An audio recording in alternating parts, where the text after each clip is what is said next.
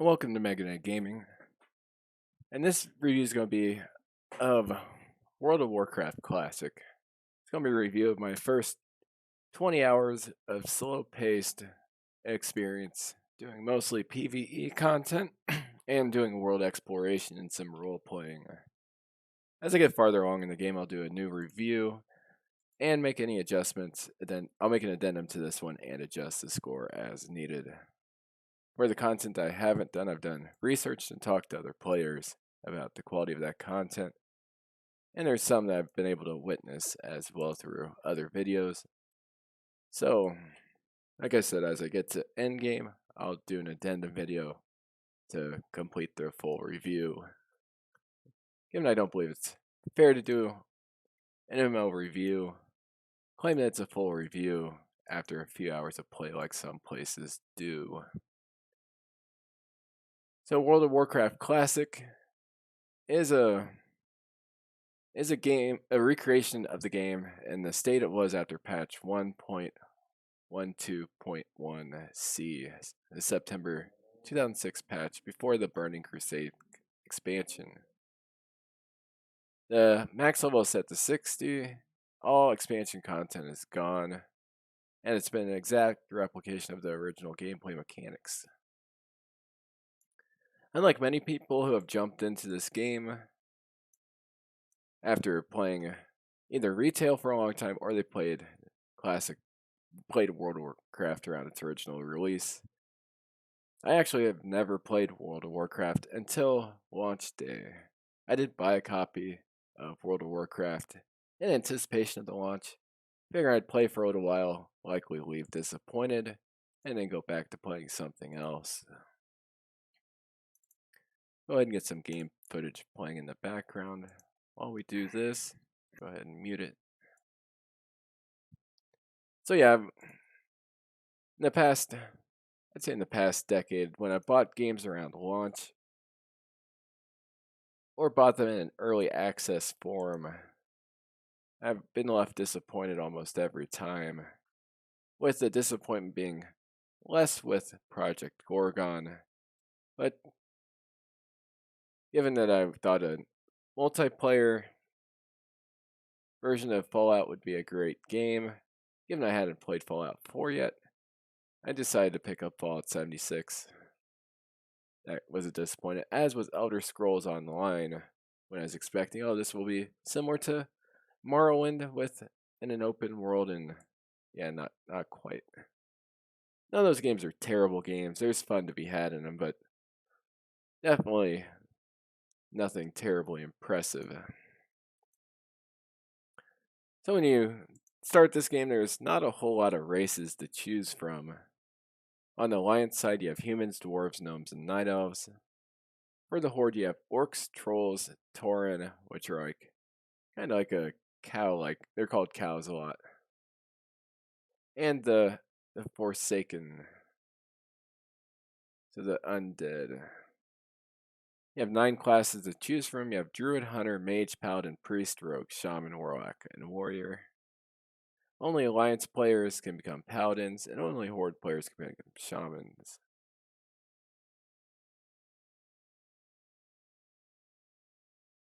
So, and there's a lot of areas that aren't accessible, given they weren't accessible at this time.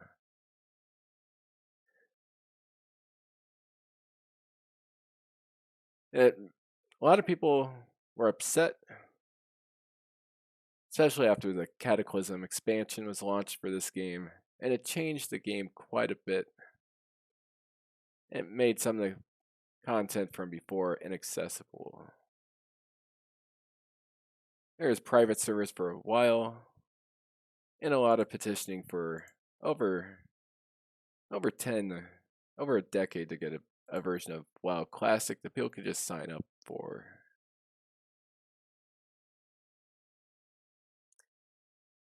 So,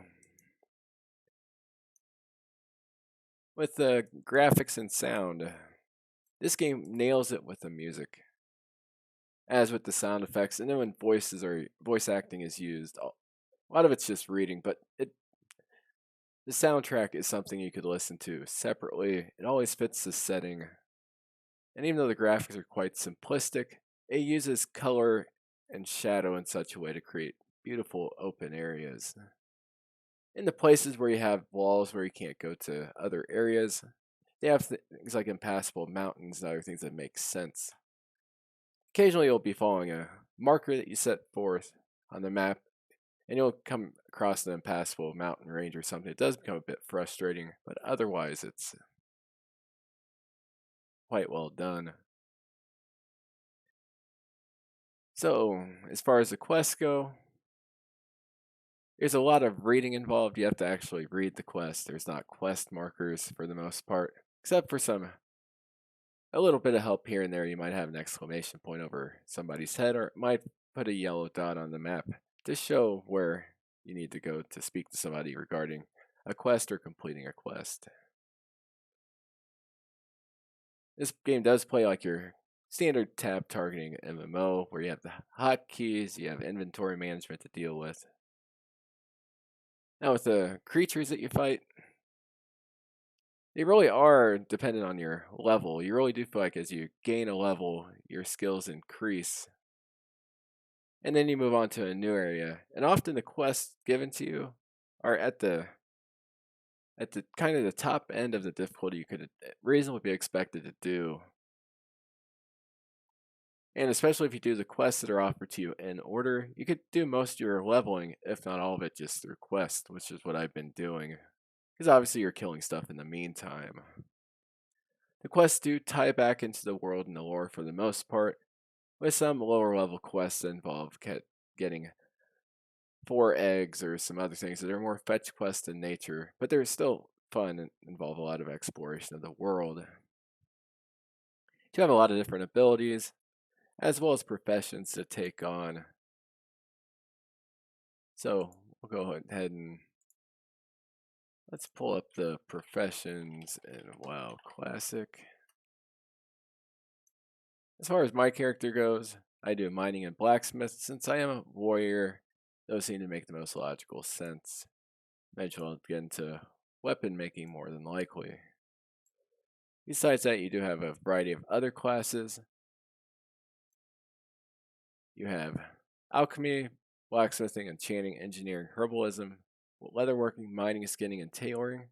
Those are the primary professions, and there's secondary professions everybody can learn, which is cooking, first aid, and fishing. This game offers a lot of opportunities for doing role playing. I play on the RP-PvP server, Grobbolous, which is quite full. There is an RP, a pure RP population there, but for the most part, it's RP light / a lot of just pure PvP. And there's some people doing PvE content, mostly as long as you avoid the generally toxic areas like the general chat and the spam-filled trade chats, you'll be alright. I do play without a guild. I'll make little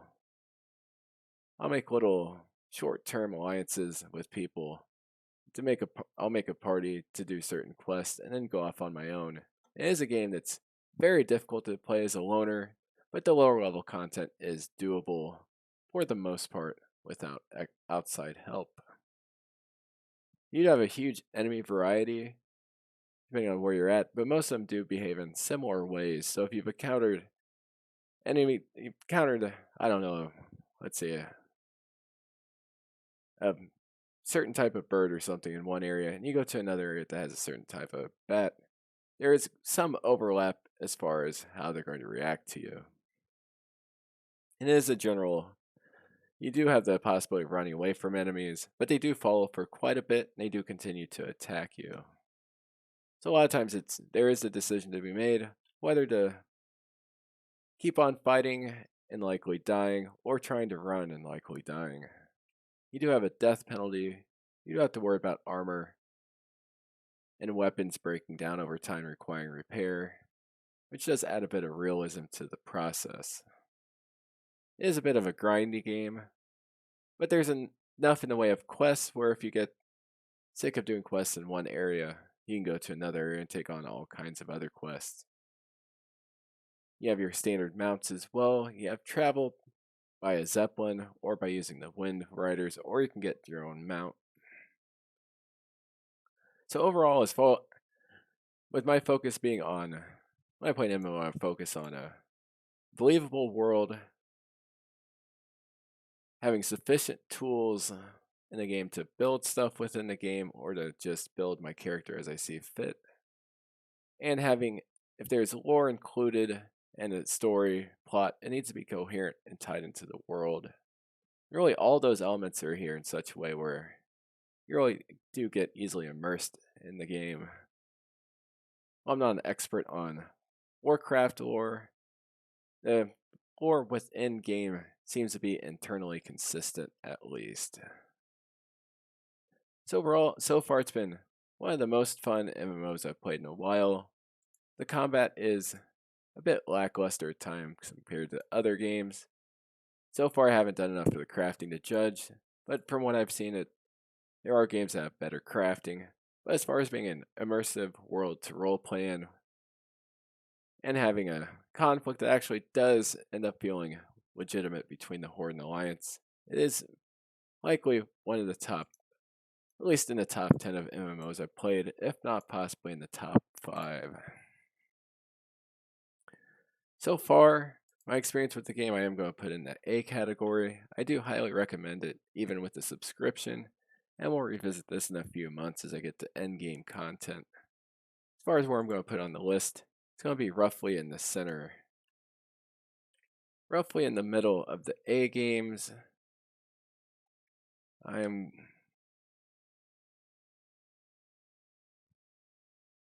put it just tentatively, I'm going to put it below Darkfall and above Diablo 2. And then we'll see how the later content in the game affects that, whether I lower or raise its rank and score.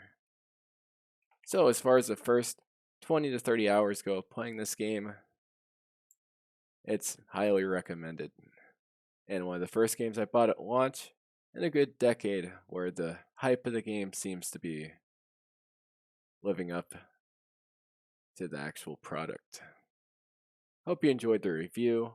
There's tons of other videos on YouTube if you're having trouble with the game or want more in detailed explanations of how the systems of this game work. So check some of those out as well. Please like, subscribe, and have a great day.